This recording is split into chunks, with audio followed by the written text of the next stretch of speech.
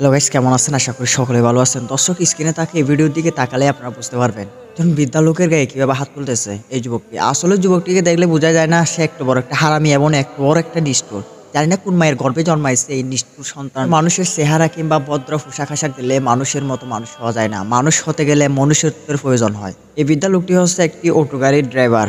বৃদ্ধা লোকটি যখন গাড়ি চালিয়ে আসতেছিল, এলাকার কিছু ফাতিমাস্তান তার গাড়ির মধ্যে উঠে, কিন্তু সেখানে উঠে তারা গন্তব্যস্থলে পৌঁছানোর পরে যখন বৃদ্ধা লোকটি তাদের কাছ থেকে ভাড়া চাচ্ছিল, ওই এলাকার ফাতিমাস্তান গুলো তাকে বলতেছিল ভাড়া আমাদের কাছ থেকে কোনো প্রকার ভাড়া নেওয়া হয় না। ওই এলাকার ফাতিমাস্তান গুলো বলছিল তাদের কাছ থেকে নাকি কোনো প্রকার ভাড়া নেওয়া হয় না, কিন্তু বৃদ্ধা লোকটি তাদেরকে বলতেছিল আমি আমার সংসারের অভাবের কারণে আমি অটো চালাই। অনেকবার তাদেরকে বোঝানোর চেষ্টা করেছিল, বাবা আমার ভাড়াটুকু তোমরা দিয়ে দাও। অনেকবার তাদেরকে এভাবে বোঝানোর চেষ্টা করেছিল, কিন্তু ওই ফাতিমাস্তান গুলা তার কথা একবারও বোঝার চেষ্টা করে না। তাকে গাড়ি থেকে নামিয়ে মারধর করে। এখানে এই যুবকটিকে দেখলেই মনে হচ্ছে সে একজন ভদ্রঘরের সন্তান। তাকে দেখলে বোঝা যায় না যে এত বড় একটা নিষ্ঠুর এবং এত বড় একটা হারামি। জানি না কোন মায়ের গর্ভ খারাপ হয়েছে। কোনো মায়ের গর্ভ যদি খারাপ হয় তাহলে এরকম কুলাঙ্গারের জন্ম হয়।